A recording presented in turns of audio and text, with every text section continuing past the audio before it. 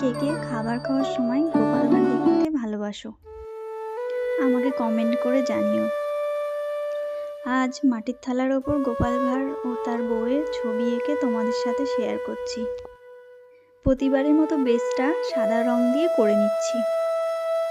তার ওপর পেন্সিল দিয়ে ছবি এঁকে নিয়েছি।